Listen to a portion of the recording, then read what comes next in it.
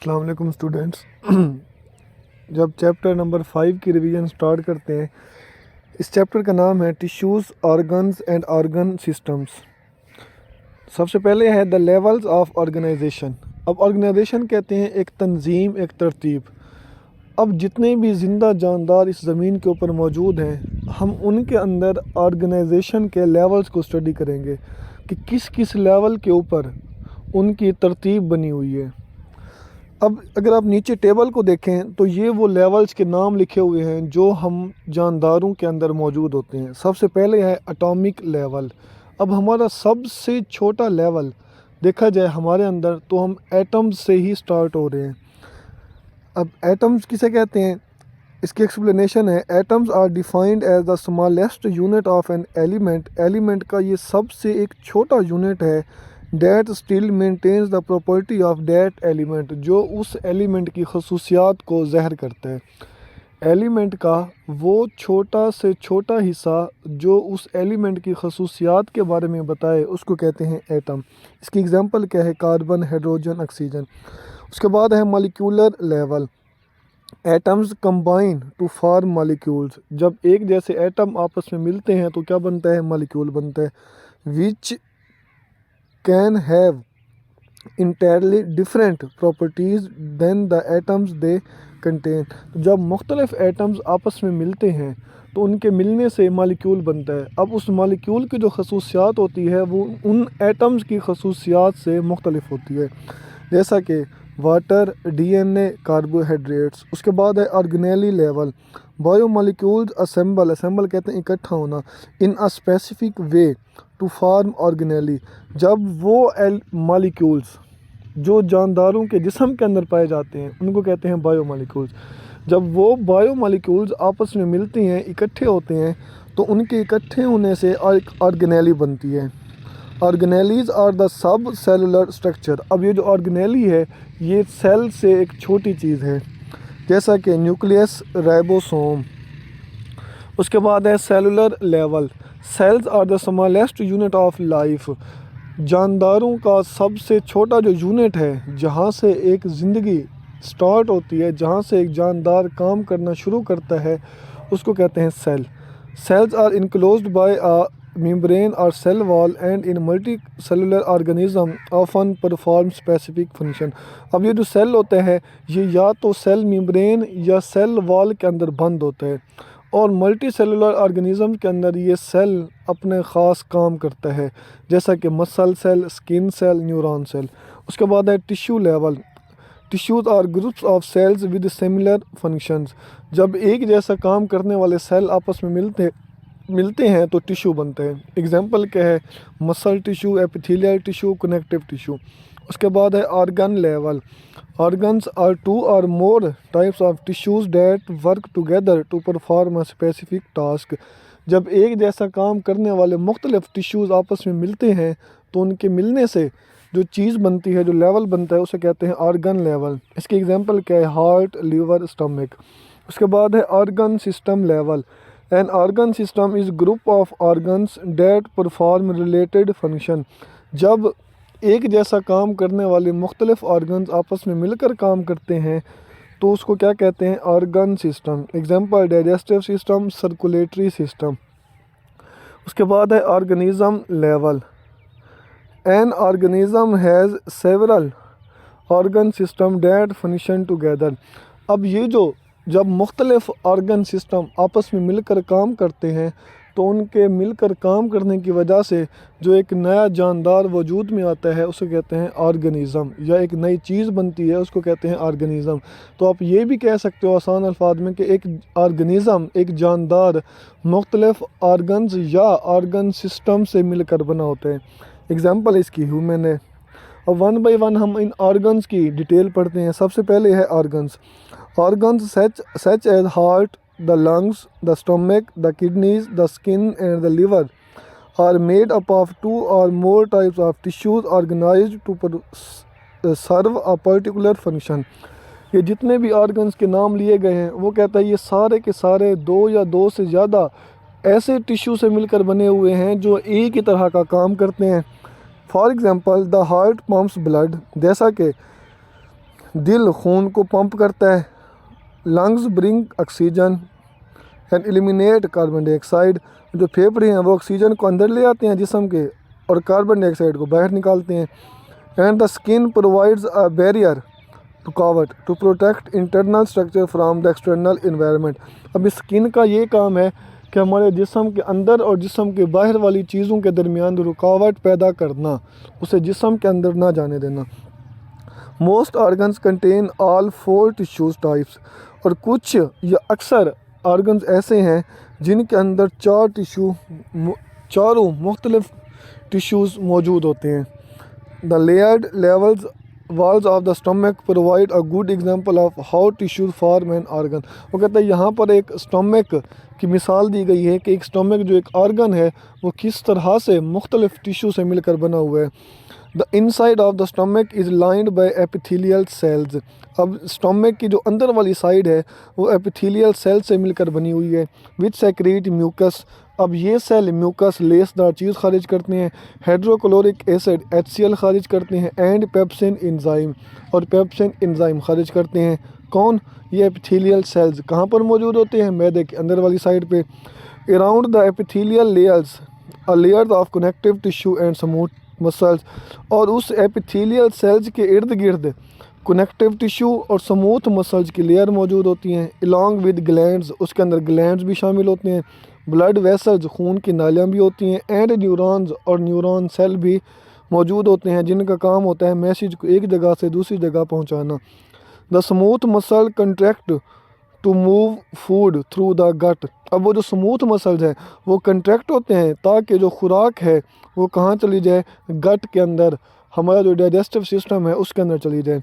Connective tissue supports the tissue of the mucosa. अब जो connective tissue होते हैं इनका काम क्या होता है?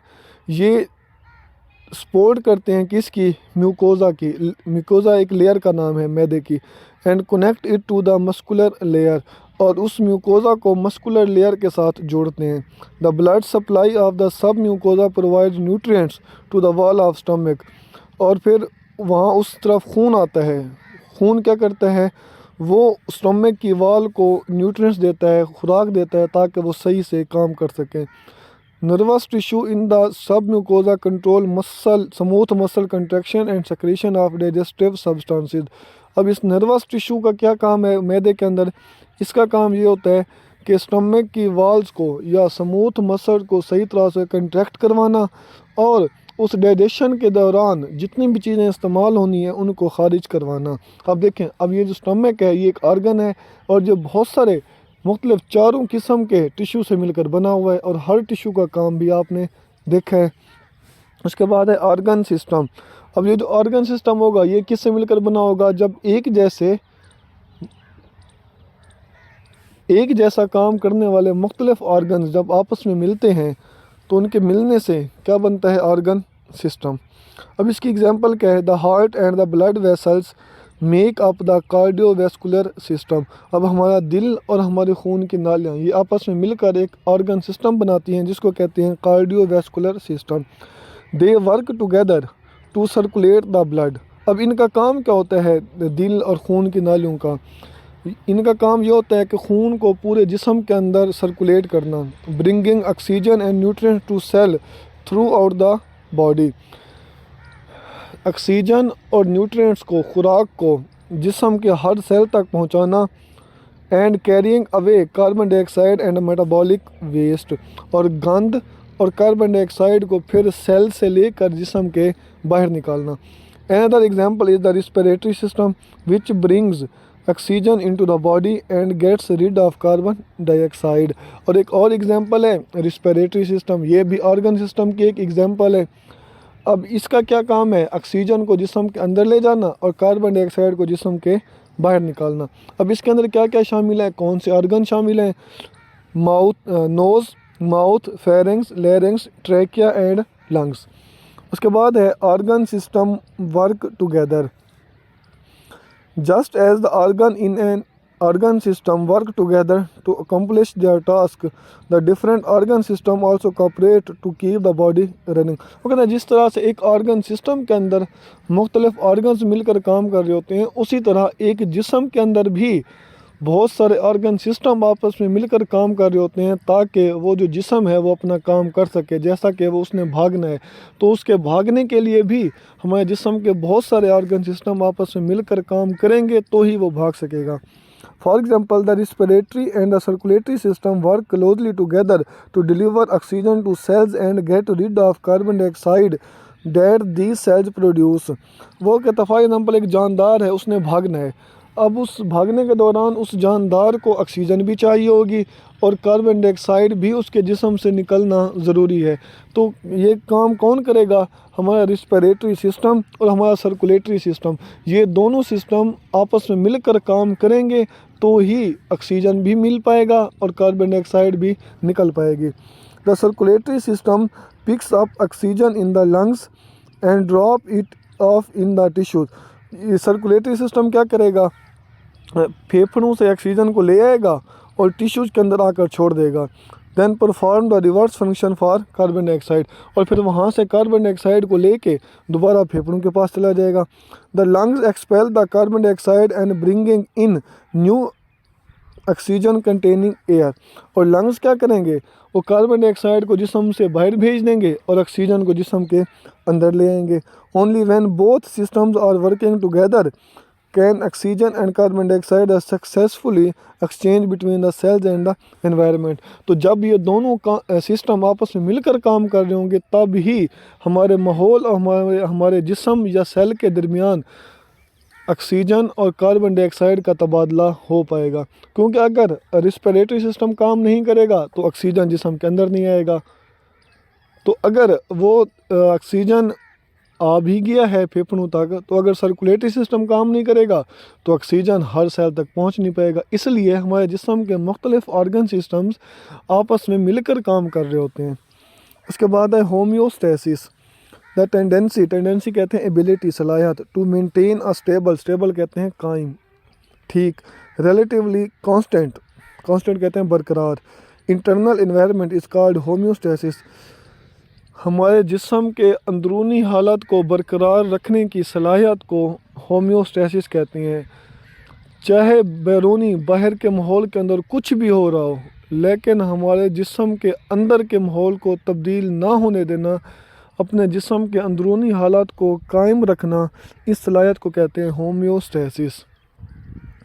The body maintains homeostasis for many factor. For example, अब वो कौन कौन सी चीज़ें हैं जिनको हमारा जिस्म तब्दील नहीं होने देता, वो होम्योस्टेसिस का काम करता है। कौन कौन सी चीज़ों को हमारे जिस्म के अंदर मेंटेन रखना ज़रूरी है? Temperature, concentration of various ions जैसा कि sodium ion, potassium ions, calcium ions, pH and concentration of glucose. ये वो चीज़ें हैं जिनको चाहे कुछ भी हो जाए बाहर हमारे जिस्म के, इन चीज़ों को अपने जिस्म के अंदर तब्दील नहीं होने देना। If these values get too low, high और low, you can end up getting very sick. तो वो कहता है अगर ये चीज़ें ऊपर नीचे हो जाएं तो फिर आप बीमार हो जाएंगे। Homeostasis is maintained eight many level. अब होम्योस्टेसिस का अमल, ये जो चीज़ों को मेंटेन रखने का जो अमल है, ये कौन से लेवल पे होगा? अभी हमने लेवल पढ़े हैं। वो कहता है ये बहुत सारे लेवल पर होता है। Not just levels of whole body as it is for the temperature. वो कहता है ये सिर्फ पूरे जिस्म के लेवल तक नहीं होगा, ये हर सेल के लेवल तक भी होगा।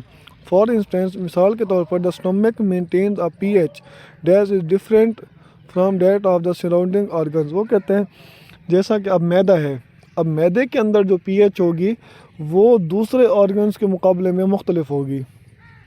And each individual cell maintains ion concentration different from those of the surrounding tissue fluid. और फिर हर सेल के अंदर जो आयंस की तादाद होगी वो दूसरे सेल के मुकाबले में भी डिफरेंट होगी। इसका मतलब क्या हुआ कि हर लेवल तक, चाहे वो सेल लेवल भी है, इन चीज़ों की तादाद मुख्तलिफ़ किस्म से मेंटेन रखना ज़रूरी होती है। मतलब जिस सेल को, जिस टिश्यू को, जिस ऑर्गन को जितनी चीज़ चाहिए उसके अंदर उतनी ही मेंटेन रखनी है। अच्छा, तो फिर ये कैसे मेंटेन होती हैं? Maintaining homeostasis, biological systems like those of our body are constantly being pushed away from their balance points. वो कहता है जितने भी हमारे जिस्म के अंदर काम हो रहे होते हैं वो अपने नॉर्मल पॉइंट से तब्दील हो रहे होते हैं, क्योंकि चीज़ें बन रही हैं, चीज़ें टूट रही हैं, उनके अंदर तब्दीली आ रही होती है। फॉर इंस्टेंस, मिसाल के तौर पर व्हेन यू एक्सरसाइज, जब हम वर्जिश करते हैं और मसल्स इंक्रीज़ हीट प्रोडक्शन, तो हमारे जिस्म के अंदर जो हमारे मसल्स हैं उनके अंदर हीट ज़्यादा बनती है। Pushing your body temperature upward, और हमारा जिस्म का टेम्परेचर ज़्यादा हो जाता है। सिमिलरली व्हेन यू ड्रिंक अ गिलास ऑफ फ्रूट जूस, और जब आप जूस पीते हैं your blood glucose goes up, तो आपके जिस्म के अंदर ग्लूकोज की तादाद बढ़ जाती है। Homeostasis is the ability of your body to detect and oppose these changes and work to maintain balance points. तो होम्योस्टेसिस भी इसी सलाहियत को कहते हैं कि आपके जिस्म के अंदर जो तब्दीली आ रही है उसको महसूस करना और उसको ठीक करने की कोशिश करना। Homeostatic response in temperature regulation, अब इस टेम्परेचर के अंदर अगर टेम्परेचर ज़्यादा या कम हो जाए तो उसके अंदर हमारा जिस्म कैसे काम करता है। If you get either too hot और टू कोल्ड, अगर आपको बहुत ज़्यादा गर्मी लग रही है, आपका जिस्म गर्म हो गया या बहुत ज़्यादा ठंडा हो गया है। Sensors in the periphery, periphery कहते हैं साइडों पर, and the brain tell the temperature regulation centre of your brain in a region called the hypothalamus that your temperature has strayed from its set point। हमारे जिस्म के अंदर ना अल्लाह पाक ने एक मशीन लगा रखी है जिसको कहते हैं हाइपोथैलेमस। अब इसका एक काम है कि भाई अगर हमारे जिस्म के अंदर टेम्परेचर कम या ज़्यादा होना है तो हाइपोथैलेमस ने उसको महसूस करना है। ठीक है। अच्छा, होता क्या है कि अगर हमारे जिस्म के अंदर जो टेम्परेचर एक नॉर्मल होता है 37 डिग्री सेंटीग्रेड, अगर इस 37 से टेम्परेचर कम या ज़्यादा हो जाए तो हमारे जिस्म के अंदर ये जो कुछ सेंसर मौजूद हैं जिनका काम होता है इस टेम्परेचर को महसूस करना, वो इस टेम्परेचर के अंदर आने वाली तब्दीली को महसूस करेंगे और सीधा मैसेज भेजेंगे किसकी तरफ, हाइपोथैलेमस के पास, कि भाई हमारे जिस्म के अंदर टेम्परेचर क्या हो गया है, तब्दील हो गया है। तो फिर हाइपोथैलेमस क्या करेगा, वो ज़रूरी इकदामात जो काम होंगे वो करेगा ताकि हमारे जिस्म का टेम्परेचर ठीक हो जाए। फॉर इंस्टेंस, मिसाल के तौर पर, if you have been exercising hard, for example अगर आप बहुत ज़्यादा सख्त वर्जिश कर रहे हो, your body temperature can rise above its set point, तो आपका टेम्परेचर नॉर्मल से बढ़ जाएगा। And you will need to activate mechanism that cool you down, तो फिर आपको ऐसे काम करने की ज़रूरत होगी जिससे आपका टेम्परेचर कम हो जाए।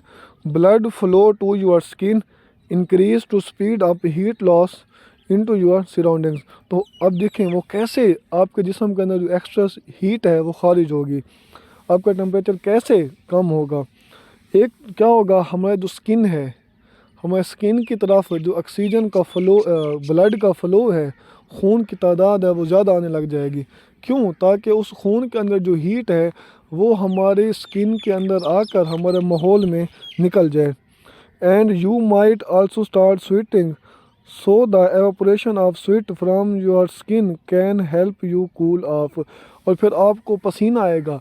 पसीना आने से क्या होगा, जब वो पसीना आपके जिस्म से एवापोरेट होगा, बुखारात बनेगा, तो फिर उसके नतीजे में आपको ठंड लगेगी। जैसे ही आपको ठंड महसूस होगी आपका जिस्म का टेम्परेचर नॉर्मल हो जाएगा। Heavy breathing can also increase heat loss, आपने बहुत तेज़ सांस लेना है, उससे भी क्या होगा, हीट इजाफी निकल जाएगी। हाउ डज दिस वर्क, अब ये सिस्टम काम कैसे करेगा भाई। High temperature will be detected by sensors, अब देखें सबसे पहला काम क्या होगा, आपके जिस्म के अंदर जो सेंसर होंगे, जो सेल होंगे, वो जब जैसे ही टेम्परेचर बढ़ेगा वो उसको महसूस करेंगे। अच्छा, उसके बाद क्या होगा, primarily nerve cells with ending in your skin and brain, ख़ास तौर पर आपके जिस्म के अंदर मौजूद जो नर्व सेल हैं, और वो नर्व सेल जो आपकी स्किन और दिमाग के अंदर जा रहे हैं, वो इसको क्या करेंगे, महसूस करेंगे। And relate to a temperature regulating control centre in your brain, और फिर वो उस मैसेज को पहुंचाएंगे किसकी तरफ, हमारे जिस्म के अंदर वो मशीन जो कंट्रोल करती है किसको, टेम्परेचर को, वो कौन है, हाइपोथैलेमस। इसका मतलब क्या हुआ कि सबसे पहले आपके सेंसर, जिनको हम नर्व सेल भी कह सकते हैं, वो इसको महसूस करेंगे और वो किसको मैसेज देंगे, हाइपोथैलेमस को। The control centre will process the information and activate effectors. और फिर हमारा वो हाइपोथैलेमस क्या करेगा, वो उस मालूमात को चेक करेगा और वो अपना पैगाम भेजेगा, मैसेज भेजेगा, हुक्म भेजेगा किसको, इफ़ेक्टर को। इफ़ेक्टर कहते हैं हमारे जिस्म के वो ऑर्गन जो दिमाग से मैसेज रिसीव करते हैं और उसके हुक्म के मुताबिक काम करते हैं। Such as the sweat glands whose job is to oppose the stimulus by bringing body temperature down। और फिर वो हाइपोथैलेमस क्या करेगा, उसने नर्व सेल से मैसेज हासिल किया है, उसको चेक करेगा, पढ़ेगा और मैसेज भेजेगा किसकी तरफ, स्वीट ग्लैंड्स की तरफ। स्वीट ग्लैंड्स को क्या कहेगा कि भाई आप पसीना बनाओ ताकि हमारे जिस्म का टेम्परेचर कम हो जाए।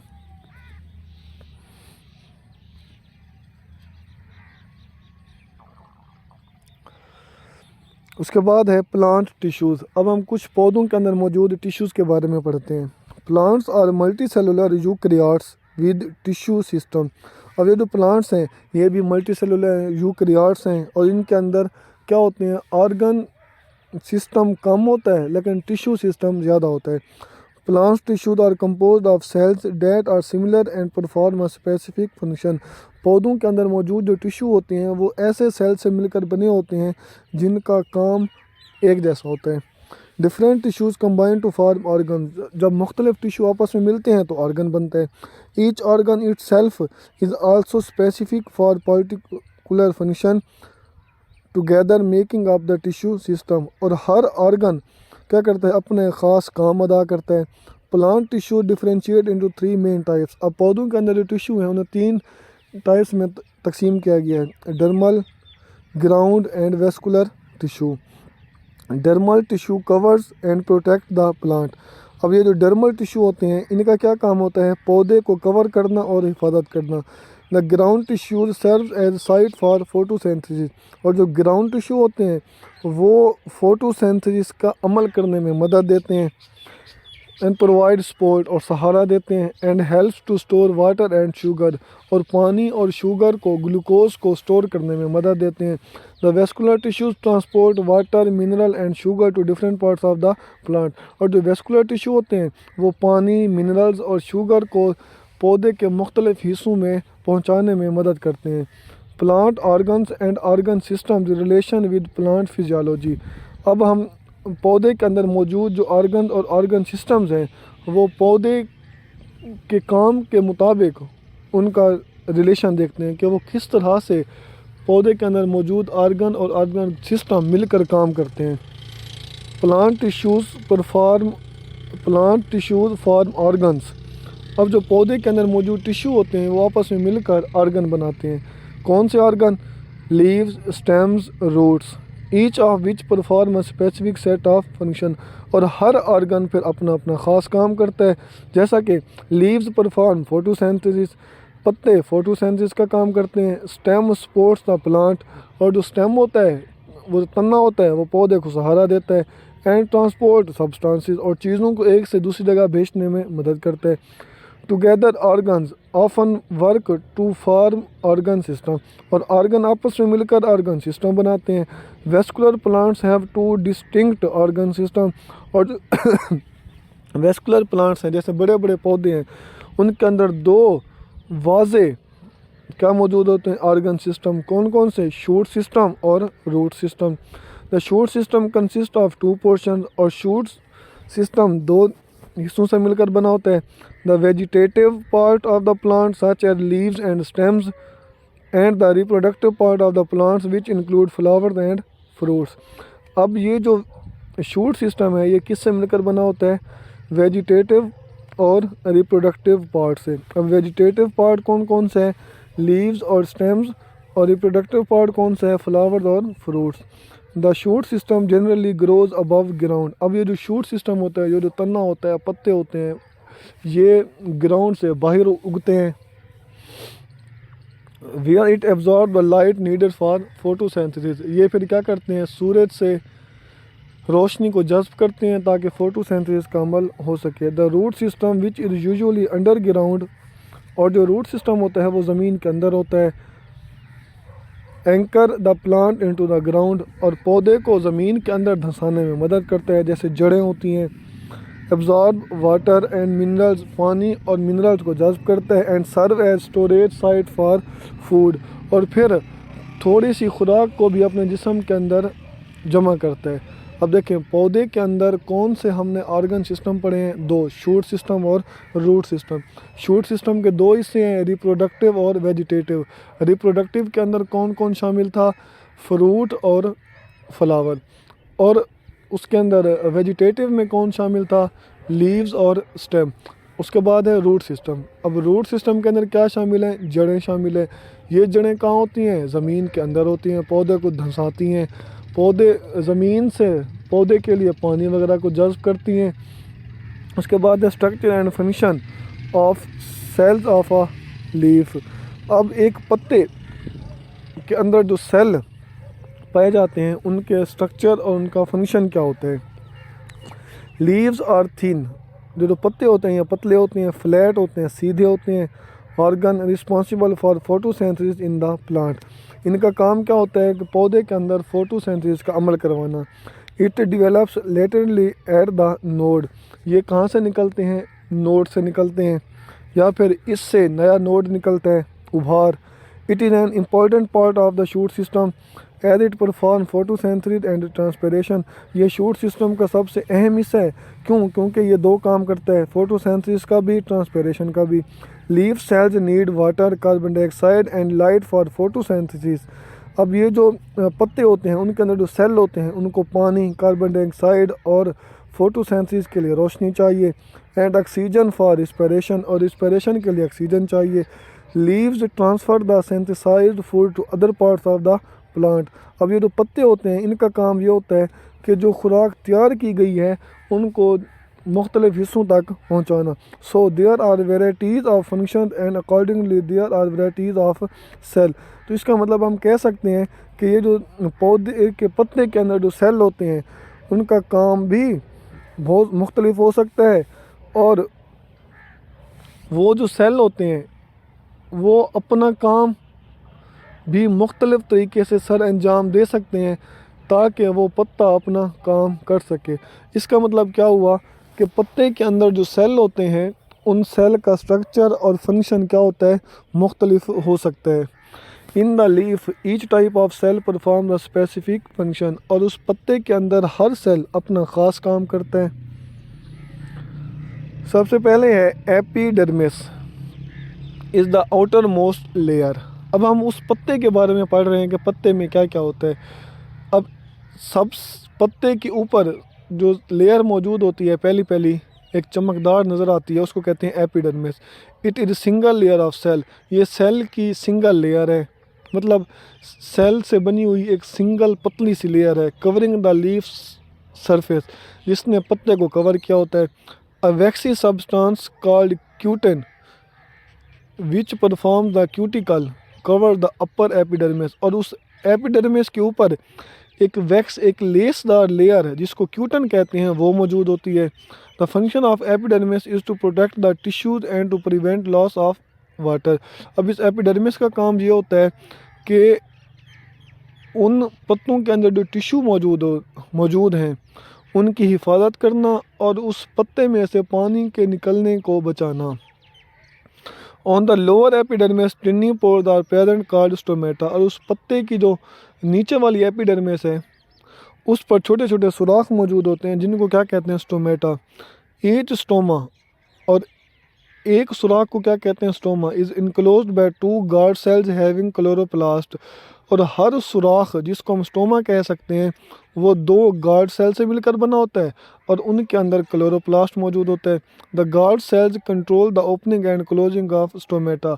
अब इस गार्ड सेल का क्या काम होता है, उस स्टोमेटा के खुलने और बंद होने में मदद करना।